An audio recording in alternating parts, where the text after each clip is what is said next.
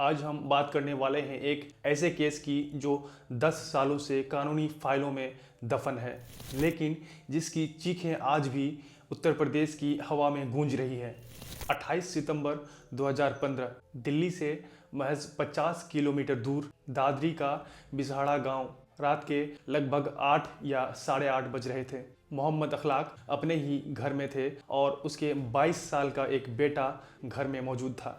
अचानक से गांव के मंदिर के लाउड स्पीकर से एक अनाउंसमेंट किया जाता है, जिस अनाउंसमेंट में ये कहा जाता है कि अखलाक ने गाय काटा है और अखलाक के घर के फ्रिज में गाय का मांस है। ये कहकर लोगों को इकट्ठा किया जाता है। सिर्फ यही अफवाह था कि अखलाक के फ्रिज में गाय का मांस है, न कोई सबूत था और ना ही कोई जांच। सिर्फ इसी अफवाह से लगभग 200 से ज्यादा लोग लाठी, हॉकी और ईंट पत्थर लेकर अखलाक के घर के तरफ दौड़ पड़ते हैं। अखलाक को घर से घसीटा जाता है, सर पर ईंट और पत्थर से वार किया जाता है और जब अखलाक का बेटा दानिश अपने बाप अखलाक को बचाने आता है तो उसके भी सर पर वार कर उसे अधमरा कर दिया जाता है। अखलाक के 90 साल की बूढ़ी माँ अपने आंखों के सामने अपने बेटे को मारता देख बिलक बिलक कर रोती रही। न कोई उस माँ के आंसू को देखे और ना ही कोई उसके दर्द को समझा। बेतहाशा मारता और पीटता रहा। अखलाक का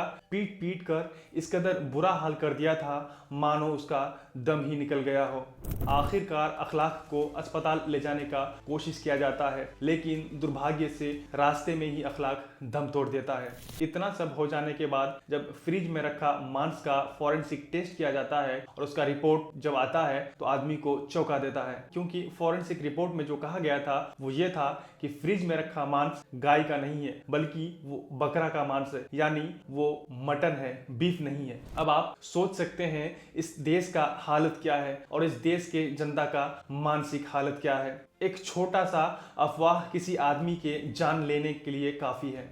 आखिर इस मामले में कुल 19 लोगों का गिरफ्तारी होता है। इनमें से तो कईयों को योगी आदित्यनाथ जी अपने चुनावी मंच पर बुलाते हैं। उन लोगों को माला पहनाया जाता है, उन लोगों के साथ फोटो खिंचवाया जाता है मानो कोई सेलिब्रिटी हो। मेरा पूरा कहानी बताने का मकसद सिर्फ इतना है, नवंबर 2025 को उत्तर प्रदेश सरकार ने खुद इलाहाबाद हाई कोर्ट में अर्जी दी है और कोर्ट से ये कहा है, महोदय सारे 19 आरोपियों के खिलाफ केस वापस ले लिया जाए। इस खबर को सुनकर आप शायद चौंक रहे होंगे, लेकिन यह खबर बिल्कुल सही है। वो सरकार जो क्राइम पर जीरो टॉलरेंस होने का ढोल पीटती है, वही सरकार आज मजलूम पर हुए जुल्म का केस को बंद करने को कहता है और कहता है गैर मुलजिम को राहत दे दिया जाए। लेकिन सवाल ये है, अगर कातिल ही गैर मुलजिम है तो फिर मुलजिम कौन है? अखलाक जो आज मर चुका है, उसकी बूढ़ी माँ आज भी डर के साए में जी रही है। 12 दिसंबर 2025 को इलाहाबाद हाई कोर्ट में सुनवाई है।